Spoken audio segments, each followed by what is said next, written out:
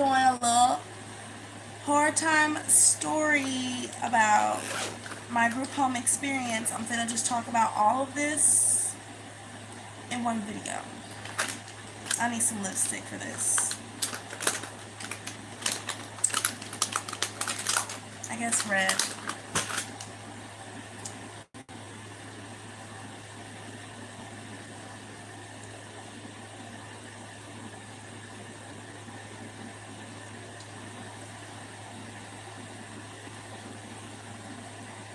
Oh yeah.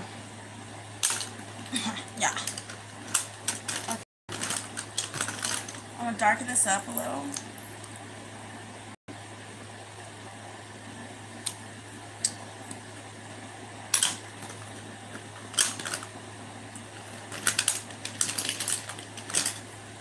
Alright. So, the first thing I want to talk about regarding, I'm going to turn this brightness down some. The first thing I want to talk about regarding my group home experience is, just because this is what I experienced in group homes doesn't mean, you know, your child, if they're in a group home, is going through this, or your friend, or, you know, you might know someone who may act a little weird who was in a group home. That doesn't mean anything, you know. My videos is just my personal experience, things that I've personally done and been through, seen, witnessed, heard, you know. So don't try to take what I'm saying and apply that to anybody. And please don't use my trauma to scare your children to act right, or they're going to get put in a group home. I hate it when I hear family members do that to their kids. You know, Mara, she was in a group home. Then they want to call my name, bring me in it, you know. And I'd be like, yeah, you know, there's a lot of kids in there for bad behavior, but most of them are in there because they were going through something or got took from the home for some reason. Um, it's rare for a child to get took away like that permanently from a home due to bad behavior.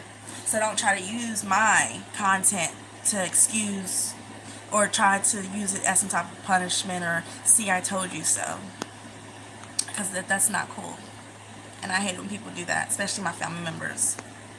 It's really annoying. And it's really annoying when they tell their, you know, friends, associates, whatever, that I was sexually assaulted and abused and molested and stuff. Like, that has nothing to do with why I don't want to talk to, you know, your friend or speak to them. It's for a reason. So, that's just disclaimer. It's very rude and very inconsiderate. I'm not going around telling y'all's trauma and the things y'all been through. So you shouldn't do it to me. Now, that being said, let's talk about the time I spent in somebody's chili. That's going to be the first one. The time I spent in somebody's... Actually... Okay, no. I'm going to tell you that one first. And then I'm going to tell you about the one... the Chilie, the creepy counselor lady, and then the time I ran away because they wouldn't let me make some noodles. So 3 story times in one. Okay, so the first story time was this girl. She was like very gothic and stuff. She was really into that kind of stuff. She was really nice when she wanted to be. She was bipolar. She had a lot of issues and stuff. She was in there because of a family member, I guess, it was like multiple things. Like she would leave and come back and get sent back home, sent there. And so last time, my first time getting there, that was like her 3rd time in there or whatever. And she was so mean. Like during visitation, we would have visitations every Sunday or Saturday, I can't remember. I think it was every Sunday. So, you know, I dress up every day, wait for my brothers and they women or their children or whatever whoever they bring to come and see me. So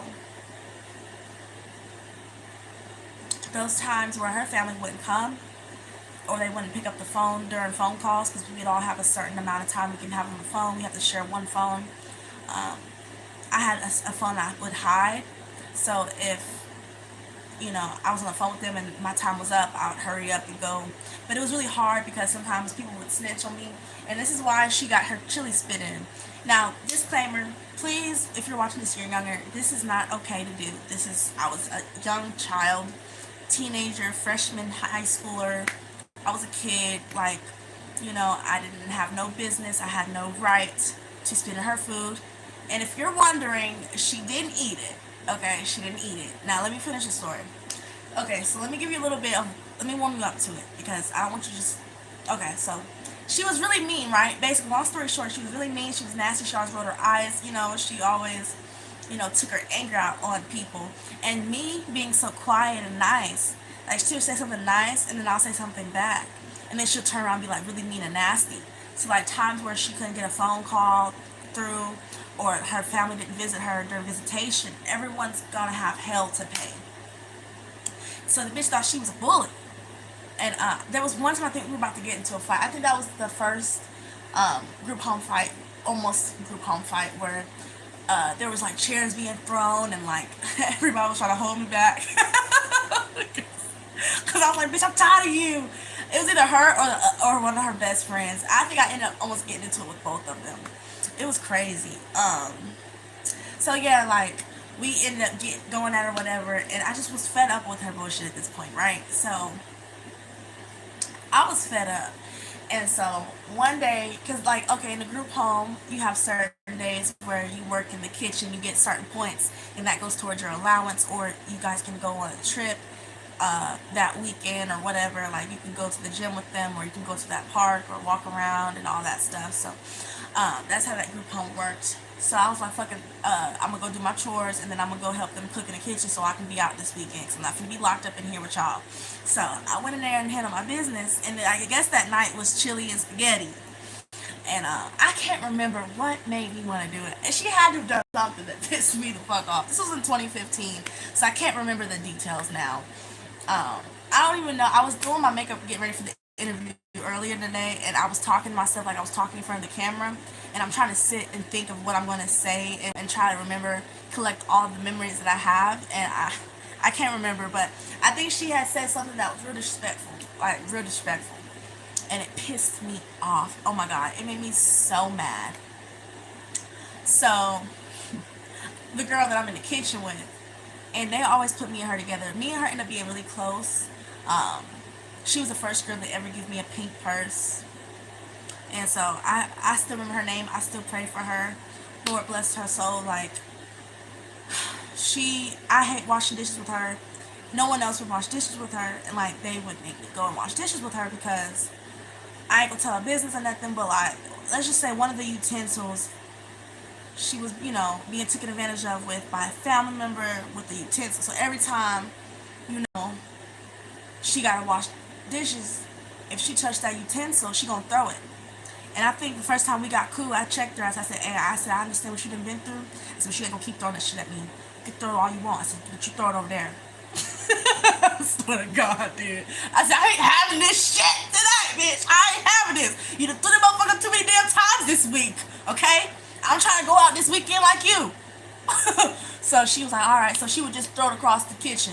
And I was cool with it. I'd go over there, I'd pick it up. Because, somebody got to pick it up because I'm not finna be in trouble. So I'm like, fuck it. So she threw it. At least she didn't throw it at me this time. And she threw it. And whatever. And we were cooking and cleaning and everything in there. And I can't remember what she said. The counselor lady had walked out. And she was like, I don't know. What the fuck? I forgot what she said. She was like, do you want to like prank them or something? She said something about the girl that was so mean who took her anger out on everybody. And she said something, and I don't know. And I think I said, no, I'm not going to do that. I think it was way worse than what I did. I think she wanted to do something crazy, like to get everybody sick. And I was like, no, I'm not doing that. But I said, I will spit in so-and-so's food when we make their plates. So she was like, why you do that? She was like, okay, cool, fuck it. So she helped me and stuff. We over there, we schemed like a motherfucker. We scheming the fuck out. Like, and I've already had my karma. I've had someone spit in my food before and then give it to me, and I didn't realize that it was spit in there until like I was done halfway with the plate. So God has a funny way of getting your get back. And I don't even believe in karma for real, but some things you gotta just not do because you, like, I don't believe in karma, but at the same time, karma is real when it comes to certain situations. And situations like that, when I'm knowledgeable about the person's issues, what they're going through, and I still decide to be spiteful, then God will return that to me because of the fact that I know what they're going through. I know what issues they have. That's like me getting mad if a special, I forgot what to call it besides special ed. Like, I don't know what to call it, but like that's like me getting mad at someone who's in disability, you know, touch my butt or like, I don't know, like accidentally bump into me or something and then I push them. You know, that's like the equivalent. Even though people are conscious of what they're doing, and I'm not trying to make excuses for people's actions and behaviors, I was aware that what she was going through, and I was aware of like the issues she was dealing with mentally. But she wasn't slow; she was very smart, and she was older than me, so she was being a bully, you know, and she was bullying and making people feel less than on purpose, you know. And I was fed the fuck up with her. I was fed up, so I was like, fuck it. I'm finna, so I spit in her chili or whatever, and I mixed it up real good. And I think I even asked her, like, does she want anything extra in there? Because everybody loved it when I cook, because I put extra seasoning in there and shit. Um, so they was like, are you cooking this week? I'm like, yeah, I guess so. You know, I cook, you know, I'll be up in there. So after that, we had to start getting supervised in the kitchen and whatever, because she told me or whatever. But long story short, the girl that had the scheming idea in the first place to do something to the food to everybody, that bitch wanted to kill everybody, and I was like, no, we ain't finna do that, but I will do this, you know. So what I did is nothing compared to what Shawty wanted to do. I don't know why they always put with the crazy ones. Um, it was three of us that was in the kitchen. I don't think the one who was throwing the eating utensils, I don't think that's the one I did it with. I think it was the other one that was in there with us. But she ended up telling the girl right before, like she was about to take a bite of it, and I was just watching her. My evil ass. I was just watching her, and I was like, and then I started feeling bad, and then I was like, I don't know if I said wait or what, but I know the girl that was originally her idea to do something evil. She was like, wait, don't eat that. She spit in it. And like I was so mad, but I was kind of glad that she said something because I felt real bad. Like this feeling of conviction and guilt came completely over me, and I just felt like complete shit about that. It was awful. It was awful. I felt so bad about it. And like I said, I've already got my karma back. So please, if you're watching this, don't spit in my food or drink, please. Like I would never do nothing that disrespectful against nobody. That was so spiteful, so evil. I was young. We were bored ass kids, didn't have nothing else better to do, and she was a bully. And she was like, what really hurt me the most about it though, was she was like, really, Mara? Out of all people, I would expect that from you. And like the way she looked at me, I could just tell like it broke her heart because like I was very sweet. Everyone loved me. Like I was known for being really cool and sweet and quiet, but crazy. Like I'll snap out of nowhere, you know. And then but I mostly kept to myself in the group home. So like whenever they, the counselors have to keep notes of kids' every move. So I would sneak and read the notes and stuff. And they would always be like, she didn't talk today. She was antisocial. She kept to herself. Um, she didn't eat or she didn't take her medicine or something like that. Like they keep notes of every move. Like how many times you use the bathroom. They keep count of that. So how many times you drink a cup of water. Like little shit like that to piss you off and get you irritated. So that's probably why like she was so bipolar. In there too, we're always like, they're up under us. They're under our ass. Like we're the reason. Like it's our fault that we're in the group home when half of us in there wasn't in there for bad behavior. We were in there because some of them was going through some crazy shit at the house. Like one girl was on TV. There, her and her siblings was on TV. We sat there and watched them go on the court case on TV. It was about their grandparents basically locked them, both locked the doors, locked them in the room all day. They both locked the kitchen, refrigerator. They both locked everything. And like, oh, Jesus, I don't want to cry. I ain't gonna tell everybody. I ain't gonna tell no business specifically, but like they were on the news, and so when they came into the group home or whatever, like they were real skinny, but beautiful, talented, funny, entertaining kids, that just wanted to be loved, and they were so happy there, and they boat locked them. They wouldn't feed them, and Shit like that. It's just, ugh. So I understand why everybody had their issues and stuff like that, but everybody going through stuff, in there, and I just wasn't the one to fuck with, because I just wanted to go home. I knew I wasn't going home to a lot, at the time, and you know, it was a struggle once I got home, living there and everything. But I was just happy to have that freedom back, because you can't go outside unless they say you can go outside, you know. And so it just broke my heart how it hurt her feelings that I did something like that, me out of all people. Why is my brightness? I'm sorry, guys. It hurt her feelings out of all people that I would do something like that, because it's not like me. And I don't know why I did that. It was really evil and gross. And she was like, I can never eat chili again now. And I think she hit me up years ago and was like, I still can't eat chili, lol. And I was like, we made up and everything since then. It's been a long time since I've texted her or whatever. I don't have Facebook anymore. But I still think about that.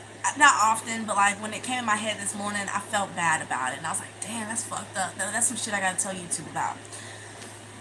So, I mean, I hate that I did that shit, but she learned her lesson not to fuck with people. And she started being nicer after that, and she stopped her shit. So,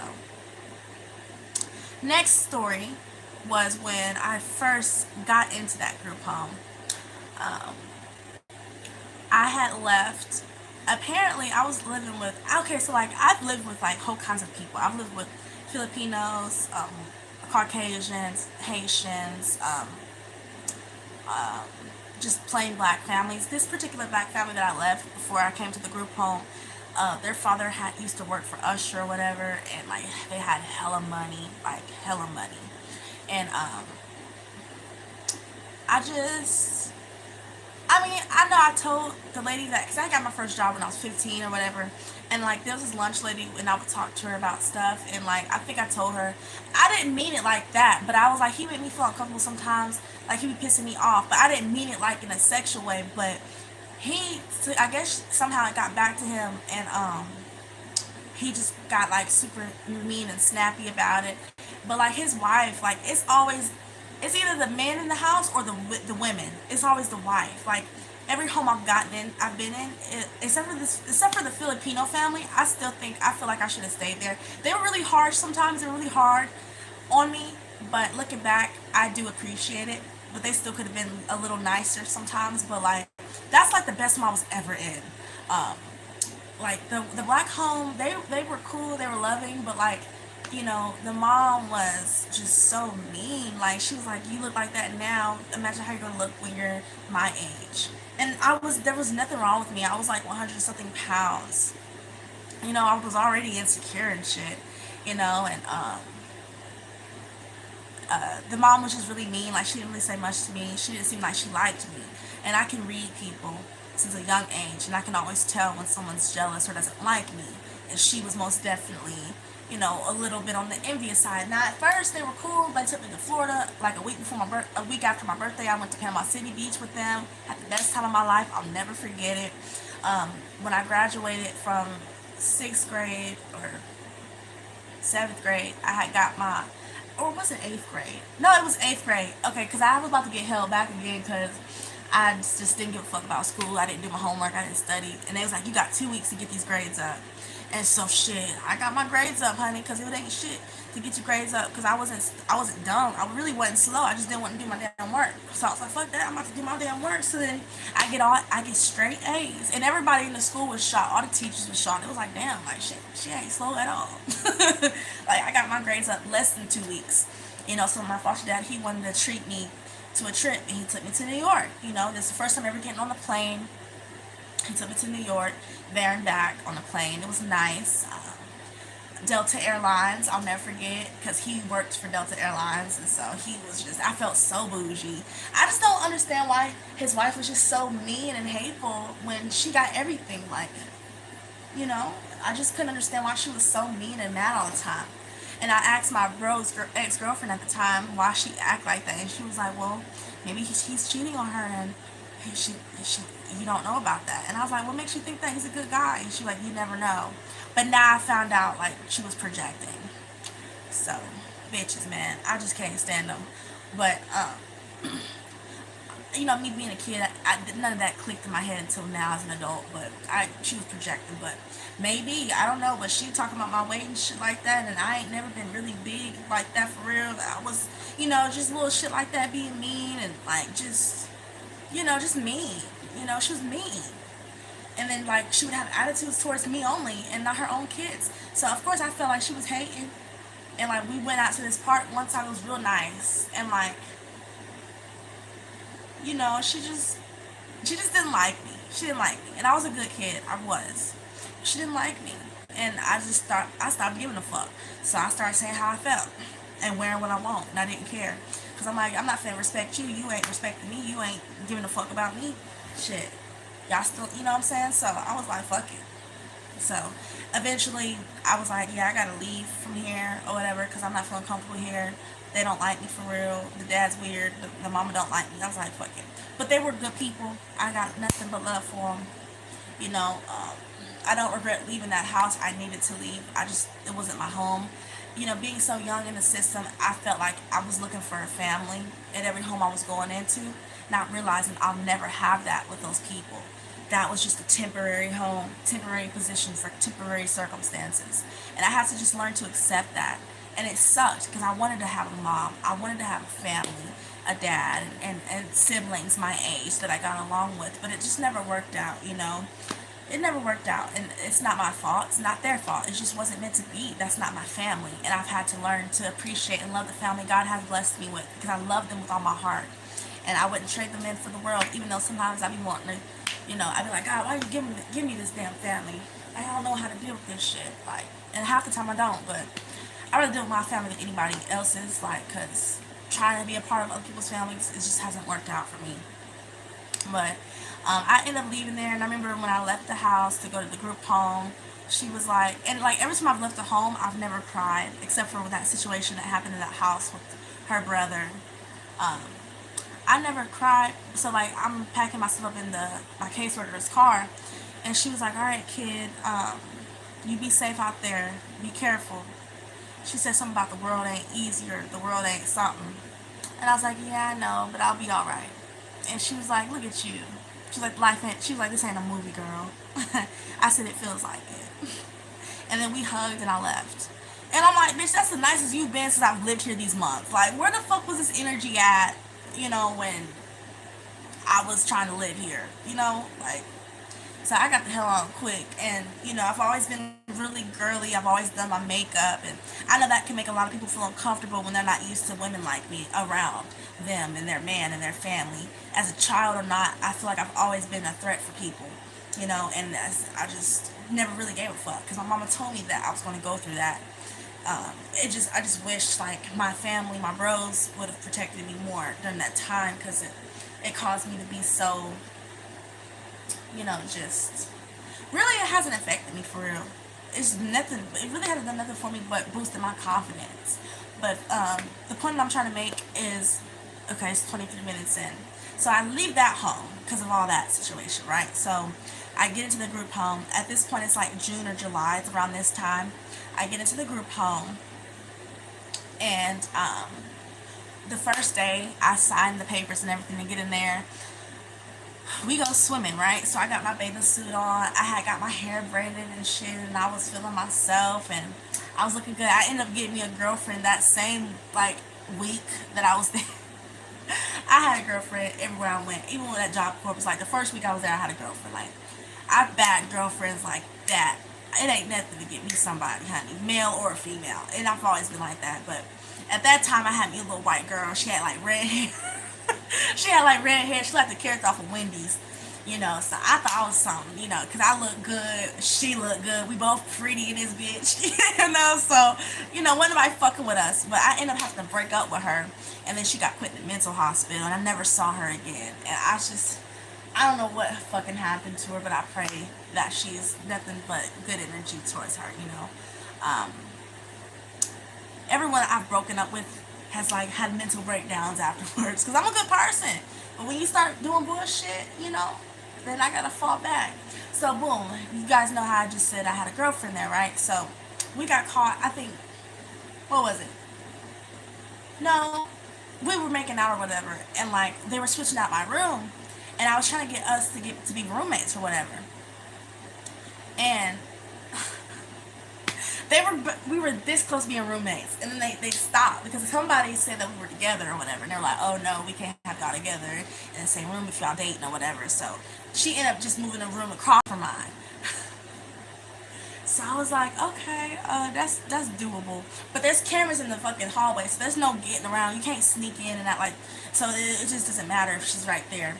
You know, the most that we can do is stand by the door and not listen to them when they tell us to go to our beds. Like we can still sit there and talk, but we never had to like disobey them because our counselors was pretty cool, unless we were acting up or they were really pissed off at someone and someone else or whatever, and then we all had to like kind of go our separate ways so they can have, you know, a peace of mind, and then they'll be like, all right, y'all cool, y'all come out, you know. But I mean, so me and this girl, right, and I was really young and shy and insecure and weird. So like I was still trying to be comfortable with my sexuality at the time, and I wasn't comfortable with the fact that I found girls attractive, and I didn't understand it, and I didn't understand what sex was, and the different holes down there. I didn't that shit didn't wrap my brain in really till I was 15, like when I first had sex, and then it still didn't click in my head until like I was 17 and I started having sex again, because that shit didn't click in my head because I just couldn't wrap my brain about how babies come out of there and how sex was. Like I was a virgin, you know, so I didn't understand none of that shit. So I was really uncomfortable and awkward when it came to me. Whenever I had a boyfriend or a girlfriend, I was always really shy about it and felt weird when people knew and would be like, oh, like it just made me feel so weird and uncomfortable at that time because I don't know why. Maybe because of the trauma that I wasn't aware of that I had been through at that time, or maybe just because I was just really shy and weird and insecure. But so mind you, now I was already weird about that, right? So me and her was together, and this counselor lady, she was like, oh, she put me to the side. Excuse me. She was like, oh, I heard that you like girls, whatever. And now me being a kid, I'm thinking I might get in trouble. They might try to like make me get out or like kick me out or something. So I was like, no. And she's like, you and that girl got something going on? I was like, I mean, we close. And she's like, I heard you a little funny. And so she said that. And that didn't rub me the right way. I said, what you mean a little funny? And she did the hand thing. She's like, I heard you a little funny. Girl. I was like, damn, she had to do me like that. I said, no, I'm not a little funny. You know, and I just, you know, I was like, damn, like, what the fuck? This grown ass woman asking me something like that. Like, what difference does it make? You know? And, so she was like, oh, okay, I was just asking. She was like, cause you don't need to be like that. She's like, you need to get you a man or whatever, and when you get older. And I was like, yeah, I see myself having a lot of children. I've been saying I want 10 kids since I was 10 years old, y'all. And it's most. I told God the other night I want to have 10 kids, and He said 12. I said, okay, whatever you say. I need a surrogate. Shit. I've only been mentally prepared for 10, not 12. But whatever God got for me, alright? But anyway, so I was like, yeah, I want 10 kids and I want to get married one day. And she was like, damn. So long story short, me and this woman, we get real close, right? Real cool. She like, when I first got there, I didn't have nothing. Like, I didn't have no clothes or nothing. So they opened up this closet with like all these shoes and clothes and purses and book bags and like school supplies, and I had never saw nothing like that. They got a little secret spot where they have like deodorant, body wash, hair conditioner, like all the stuff you need. And I felt so at home there. I felt so welcomed and loved, and everybody there was like me, and it felt like I should have been living it, because I was so scared to go to a group home because I watched this movie with my mom of a group home, and they said if I don't work out in this group home, they were going to have to move me to a group home like that one that I was scared about going to. I said, no, I'll be fine here. Like, they were like, we know you're not the issue. You're a good kid. You've been good these years. We've never had an issue with you. It's not your fault that these homes don't work out for you, you know. And it really wasn't my fault, you know. And so that shit sucked. But I was like, I gotta be on my shit here, because I had all A's at that school. When I was in the group home, I had all A's. I did my homework. I helped other people with their homework. Like, I was very hands-on. I mean, I'm a good ass, you know, there was a girl there that was speaking Spanish. I had to translate for them and her. You know, I'm not as fluent as I was back then. If I would have stayed there and finished school there, I would have been in advanced course in a college for that.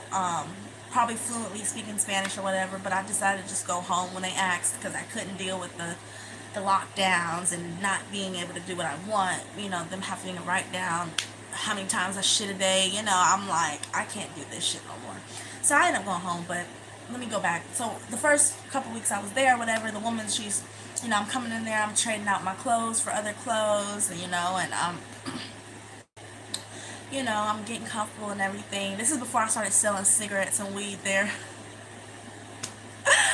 I didn't do that shit till like later on after I started, you know, getting comfortable there, like a couple months or whatever. And so um damn, this shit's crazy. Like, reminiscing about this shit, man. And like, so we would all like, okay, so the woman, she was cool, whatever. She let me get whatever I wanted to wear there and stuff. And so she ended up, she showed me this Janet Jackson song, and she kind of looked like Janet Jackson a little bit in her older years. And she was real cool and stuff, but she was like, I gotta tell you something. And she would be the one to like give me extra food in the group home when I was hungry, because I would go through a lot of eating issues there and like mental issues and stuff. So like there would be times where I just can't eat until later on that night. And so she would be understanding, like she would let me get extra water, she'd let me get extra food, um, anything I needed, like she would be there for me. So she ended up telling me like, hey, um, I'm about to get ready and leave soon, but here's my number. And I was like, okay, cool. And she's like, you call me anytime whenever you need something. I was like, okay, that's fine. So fast forward a couple weeks before she leaves, I'm in the shower. And like the way the group home showers were set up, um, it's like jail, or I ain't never been in jail, so I don't know. But I think they have like different, like you know how they got different bathroom stalls? That's how it was, but for showers. So I would like to be in the biggest one, so I'd be in the first one or the last one. Um, Unless someone else took it, then I didn't care. I would just take all my stuff and put it in the smaller shower. So I took a shower there. I was at the first shower stall and I was washing everything. And this had to be on a Friday or Sunday, because that's when we had our visitations with our family. And this is when I got to um, leave campus to go see my family, and I started coming over here to this house and seeing them. And my brother's girl would cook chicken every time, and I would come back stomach swollen. They were like, "What's wrong with your stomach?" I'm like, "I just ate," because they wouldn't feed us for real there. Like they fed us and they let us cook and help cook and shit, but it wasn't food. So I was hungry as fuck, and I ain't had a good meal in a minute. So shit, I was like, I'm about to come home and eat every fucking thing. So that's what I did. I ate everything, you know. And that was when I was going through that weird, awkward, anorexic, bulimian stage that I'm still getting through to this day. It's gotten a lot better, but you know, back then it was just hard for me. It was really hard. So, you know, so it had to be on a Friday or Sunday. So I'm washing everything, and this is the body wash that my brother had just bought me. It was the olive oil. I can't make this shit up, y'all. It was the Suave um conditioner shampoo, and then the African's Best, because this is when I had got my perms and I started getting my perms done again. And so I had the African's Best olive oil products. I had to put the oil in my shampoo conditioner, and then I had like some body wash I forgot what it was, but it was the olive oil products that I remember vividly. So I'm washing my hair in that good shit. You know what I'm saying? I'm washing my hair, right? And I'm washing my body. And the woman, she come in there in the bathroom, and she says something to me, and she walks all the way towards right, like this way where the mirrors are, and then she walks all the way back, and she stops, and she's asking, she's like, did you have a good time at your visitation or whatever? And I'm like, yeah, you know, but the bitch really could have waited till I was out the shower, or she could have asked me that when I walked in, right? So I was like, yeah, you know, it was cool, I love seeing my brother and them and all that. And she was like, oh, okay. And then I can't remember what the fuck she really said, to be honest with y'all. I'm not gonna lie, but she said that, and I was like, yeah. So then she's like, okay, I'll be out here, and I was like, okay. So then I'm still washing. I turn around, and I see her like looking at me. The one that asked me, am I funny? Asking me, am I with that girl that she know good and damn well with. She was my damn girlfriend at that time. Because there's cameras everywhere in that motherfucker. You know that was my motherfucking girlfriend. She asked me, she's like, are you a little funny? I heard you a little funny. And me being 15 and insecure, I was like, no, like, I was weird. Like, don't ask me no weird shit like that. I was weird back then. You know, I was awkward. So I'm like, yeah. You know, and then she was like, you're so pretty. Why do you like girls? You need to be with a man. And I was like, you know, a little awkward bitch. So that's the same one who was like peeking through the damn, like perfect to peeping Tom, like the little crack. Like, let me show you an example. Here's the shower, here's the wall, and she was peeping like this, like that. So I looked at her, and then I turned around and like I didn't see it. And I turned back around and I started rinsing off my body real fast, and because they told me if I have a situation there, they was gonna put me in the worst group home that's known for like fights and trouble. I was in one of the best ones in the state at the time. So I was like, I can't say shit about this. I'm gonna let this shit slide. And really in my head, it didn't really crack on me because I was so close to her at this point. Mind you, she's helping me pick out nice outfits out the closet of the donation part of the building. You know, she's letting me get extra food. She's letting me get extra water because I would wake up with sweats. Still do. You know, just hot. And I have to drink water. I'd be thirsty as fuck, and I couldn't like breathe and shit. So she would, you know, help me. She would be there for me. She would stand up for me when the other counselors were kind of rude towards me or stuff. Like she, you know, she made me feel like home. So really, when I caught her looking at me through the peephole, I didn't even see it as nothing until like a few months ago. I was sitting here talking to myself like a psycho killer, and it dawned on me. And I remembered her looking through the peephole, and I'm like, what the fuck? That really did happen, didn't it? And I was like, that shit was weird, wasn't it? And then she kept calling. Once she finally left, because remember, if you watched the beginning of this video, like 20 minutes in, 25 minutes in, I told you guys how I got into the group home and what leaded me to go into that group home or whatever. And how she was about to get ready and transfer different jobs to a different state. I think she said she was moving to Florida or something. And so she was like, oh, if I could take you with me, I would. If I had custody of you, I would. And she was like, here's my number. This is my last week here. So she let me stay up late the whole entire week with her, talking to her about who knows fucking what. I don't know. She showed me like all of her favorite Janet Jackson songs. Crazy.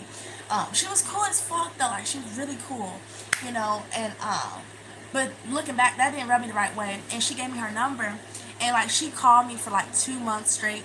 Because our family, the way the group home is, you got to share one phone with all those kids. So it's certain times where you can have phone breaks. And if you got good behavior, then they'll let you get on the phone anytime you want. So I pretty much had access to that anytime I wanted. Because like I said, I wasn't a bad kid. I wasn't in the system because I was bad. I was in the system because one of my folks got busted and all the kids got took. And I was the only one who stayed in the system because I didn't have parents or fit adults at the time that could take care of me. I wasn't a bad child. And people have that misconception because I got an I don't give a fuck attitude, but that's not why I was in the system. I've had to have an I don't give a fuck attitude to survive. But so she was like, oh, it's my last week or whatever. And I was like, okay, cool. And she wrote out her number on this piece of paper. And I think I called her like, what, twice? And I called her like twice. And we talked on the phone. It was cool. She was checking on me. And then the last time she got off the phone, she was like, just call me back or whatever. And I never called her back. So then she started blowing me up for like a month. A month and a half. She called the group home, asking for me and stuff. And she was like, you know, you can call me. You still got my number, don't you? And I lied. I was like, no, I need it again. She was like, well, write it down on a piece of paper. So then I wrote it down again. And like, there's this thing called military clean sweep that they do in the group homes. Like, you never know. It's like a raid. You never know when they're gonna come in there and like take down the walls, the mattresses, the ceiling. They check everything for like drugs, tobacco. Cause that's how I got caught. That's how me and my roommate got caught selling cigarettes and shit. Cause I had to have my money and shit. You know what I'm saying? I had like, and when they would check our bags, cause when you walk in, they gotta check all your stuff. And I would have like wads of cash. And they were like, where you get all this money from? I'm like, my family. And my brother, he gave me money all the time. And his ex used to get so jealous about it. Just hateful women, evil women around me my whole life. You know, and they would be like, where you get all this cash from? And I would lie and say my brother gave it to me. And some of it he did give to me, and plus I would save my money from the allowance they give us, and I started selling my medicine and cigarettes. So me and my girls, we would trade out medicine. We would like pretend we take our medicine, hide it under our tongue, and then like we would hide it under our tongue and then like trade it out or sell it. But um, she was like, "Why you don't call me no more or whatever?" And I was like, "I just." And then of course she gave me her number, whatever. So then something told me something just didn't feel right, y'all. And I just couldn't get why I felt like I don't need to call her no more. I don't need to talk to her no more. So I just was like, I set the number down after we got the phone. I set it down in my room in there.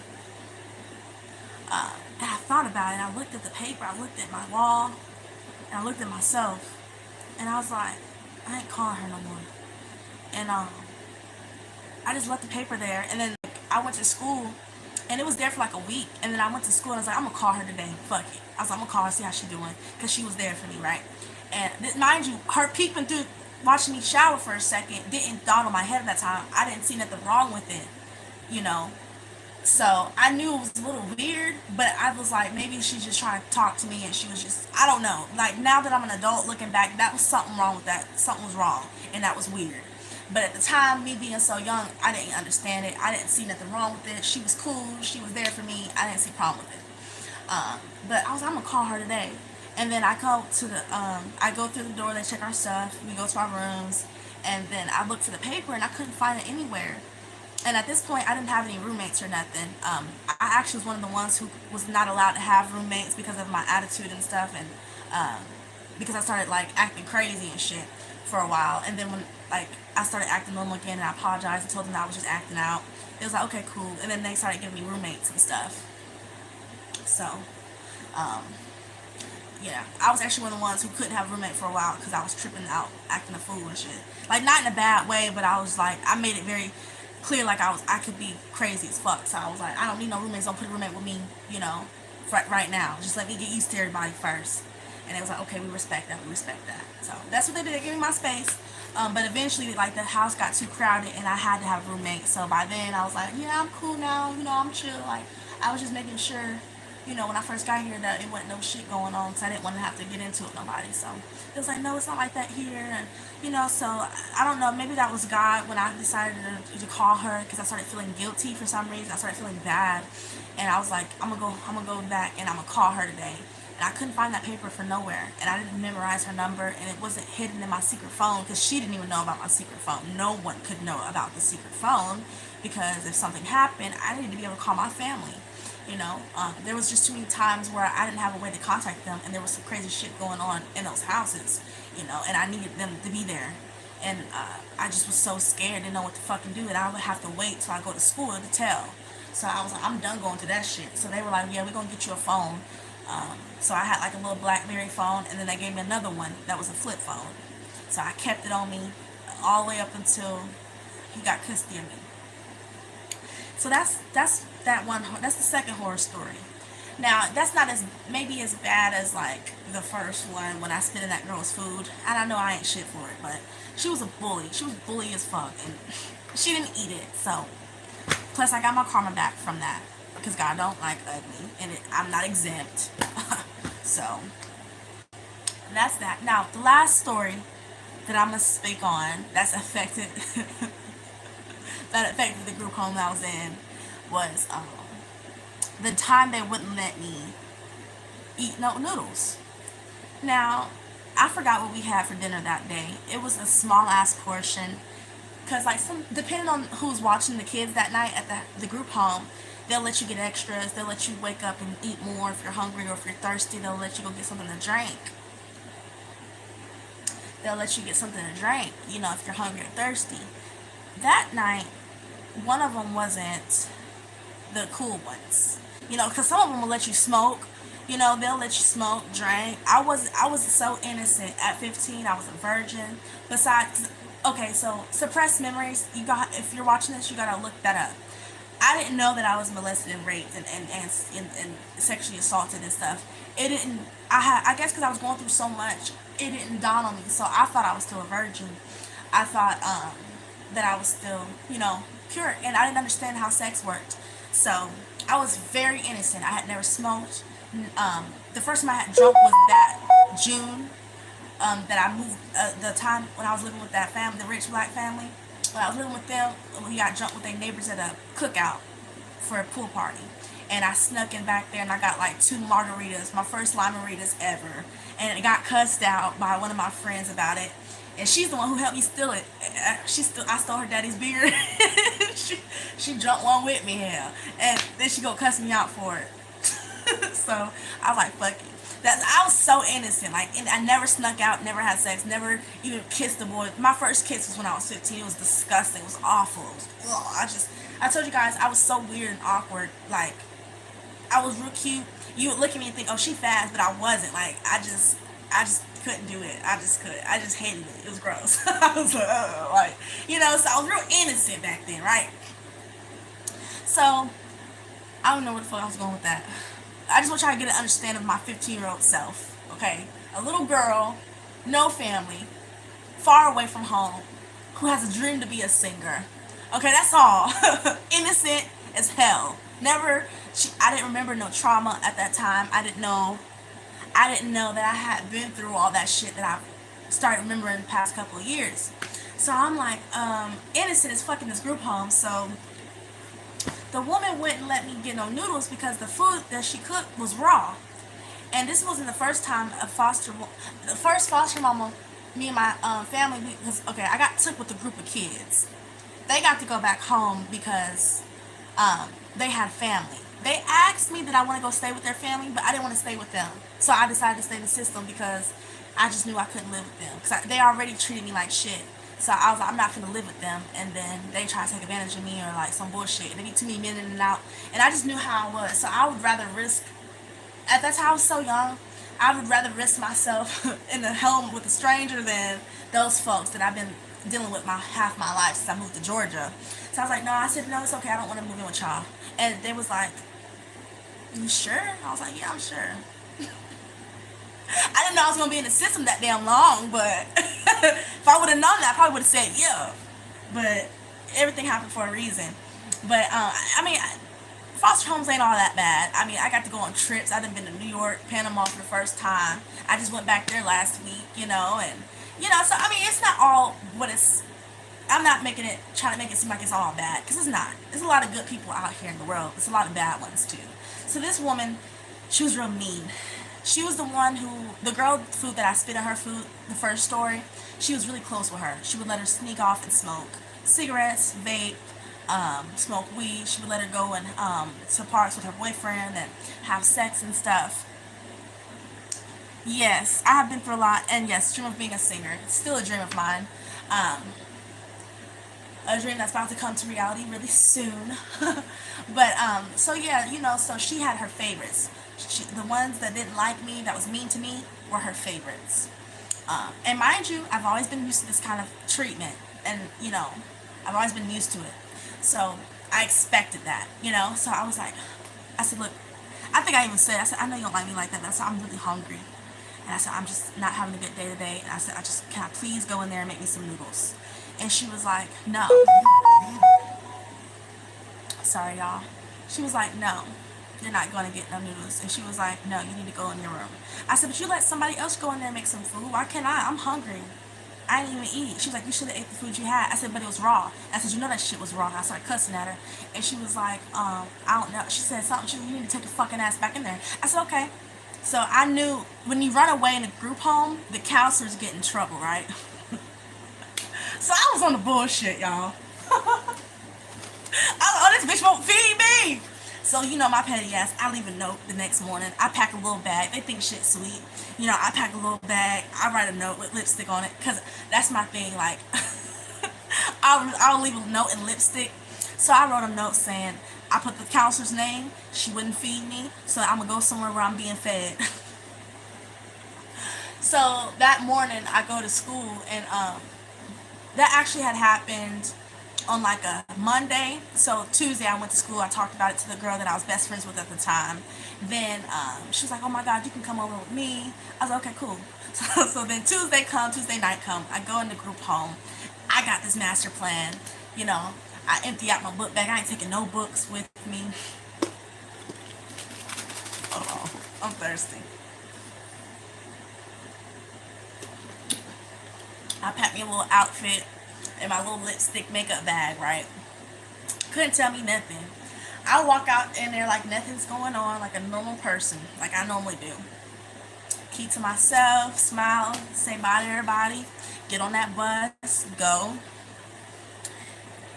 Honey, I get on that school. I get to school and I told the girl, I said, I got my stuff, I'm ready. And she was like, oh my God, really? I was like, yeah, I'm gonna spend the night. And she was like, you gonna get in trouble? I was like, I don't give a fuck. I said, they won't feed me and I'm hungry, still hungry. Because I didn't eat. Like I was mad as fuck and I was so hungry. And I had brought my own noodles and shit. And so she was like, well, you don't have to eat those noodles at my house. We're going to cook. So I had the best time with that damn girl. She brought me this care package, like foot cream, lotion. She just took good care of me. Her mama let us drive the car. We didn't have a license. We did our makeup. We made cookies and lipstick. We had a great time. It was cool just to be a kid for a while and just to be teenagers and have fun, and just talk and be. It felt good to just be a child for once at that time, and I needed that break. And I was full. I had finally ate a real meal for who knows how long it's been at that time in 2015. So I was hungry as fuck, man, and you could tell that I was hungry.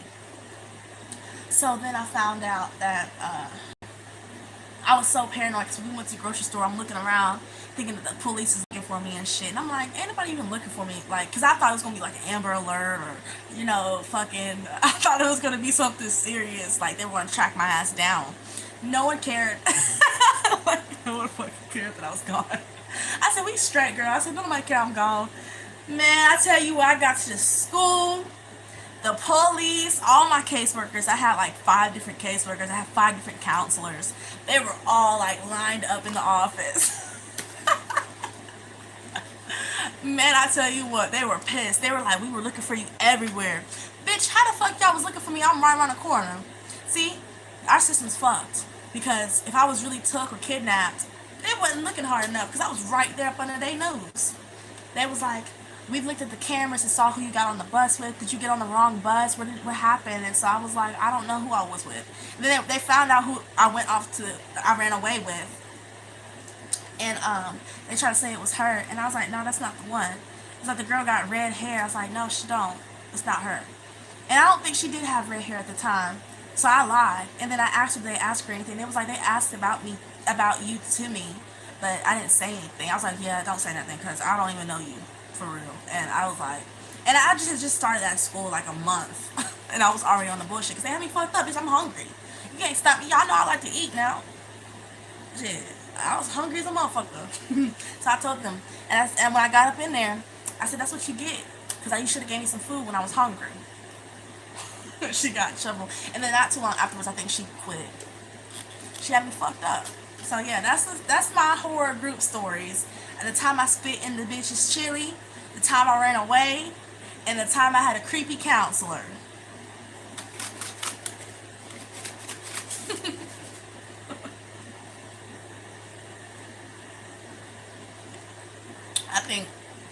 I think it was God protected me from that woman.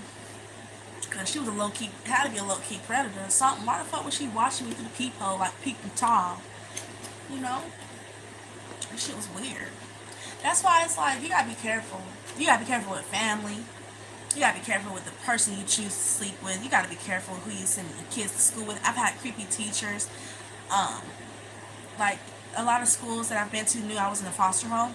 So they would purposely, like some teachers, I've had evil-ass teachers where they'll ask me, oh, you still in that foster home? In front of the whole entire class, like loud as fuck, trying to embarrass me. And I'm like, yeah, I'm still at the foster home with them. Like, I was so obnoxious with it, bitch, because you're not finna embarrass me. I'm not embarrassed.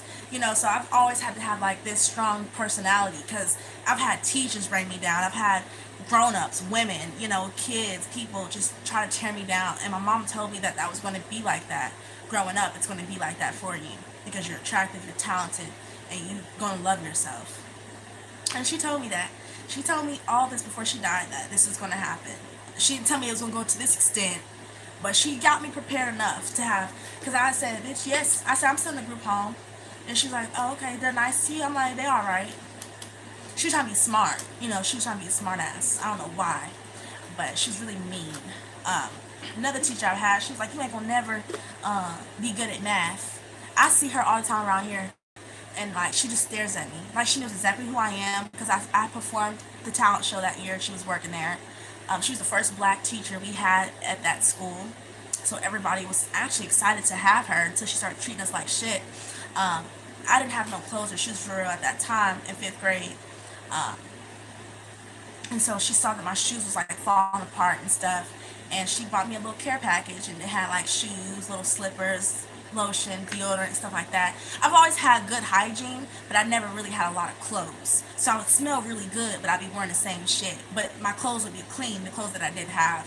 I just didn't have a lot because when you move around different homes and shit, kids steal your stuff. The adults who buy you the clothes will take it back if they know you're leaving. So that's why I never could keep a lot of stuff. And then the family member I was staying with that got took from, he was the type where he would take good care of his girlfriend's kids and baby mama's kids, but like he didn't really do a lot for me. So like I had to use socks for gloves during the winter, but they get brand new like gloves, they get brand new shoes, they get brand new coats. I'm getting the hand-me-down shit that I can barely fit. Like I was just always treated like, once my mama died, everybody treated me like shit. My brother's women treated me like shit.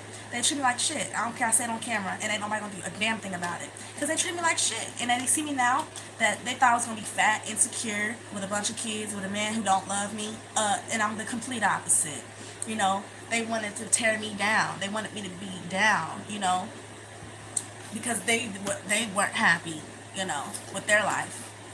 So they try to tear me down, treat me like shit, make sure I don't have everything. Like, they kids get their hair done. I can't get my hair done because I know how to take care of my hair.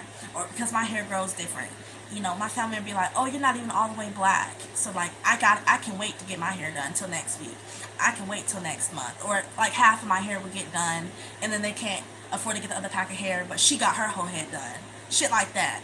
Um, there's a little shit like that. And I'm really working on it with God because I'm like, God, I need you to help me forgive my family because, and they trying, they really are. I've gotten apology after apology. They've helped me, they've been there for me, they've done more than enough now. But it's still the trauma and the pain and the hurt and the disbelief that I'm still dealing with that. Because it was so unnecessary, how I was treated after my mom died. It's like I was getting punished for how I guess my mom treated them or the mistakes she made in the streets. And it's like I was getting that punishment. That's how it felt. Like I was just being completely tortured every fucking day in some way, shape, or form. But I never allowed it to bring me down. It didn't ruin my confidence. I did my makeup every day. I practiced singing every day, even though they were telling me to shut up singing. I just continued to go and keep going because that's what they don't want you to do. You know, and so I just look back at all this shit. I laugh now because I know where I'm at right now. It's just temporary. And every day that I breathe, I'm getting closer and closer to my destiny that my Father has for me. So, if you're watching this and you're in the system and you've been through the same things that I've been through, if not worse, just keep going. The world wants you to give up. They want you to stop. They want you to hate yourself, cut yourself, kill yourself, hurt other people, be miserable, be bitter. They want you to hold these grudges to your family and friends so you don't move forward with confidence and love. But just take a moment and think about how everyone in your life who's treated you like bad, like shit. Think about where they are now. All of them are strung out on something or going through it or, miserable in some way. And then look at you and how you've overcame it. Just keep going, man. Because honestly, the devil wants you to give up. He wants you to keep getting sent to mental hospitals, getting on medication, and whatever else you're going through. He is truly enjoying that watching you suffer.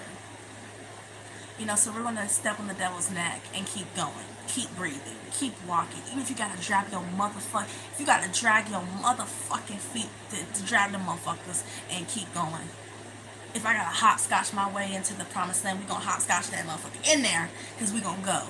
And we gonna let nobody, no hater, no evil ass woman, man tear us down because they hate themselves, because they were probably abused growing up and they're projecting, because their man cheats on them and they want to take it out on you and make you not love yourself because they know you're beautiful and have potential to get a good man.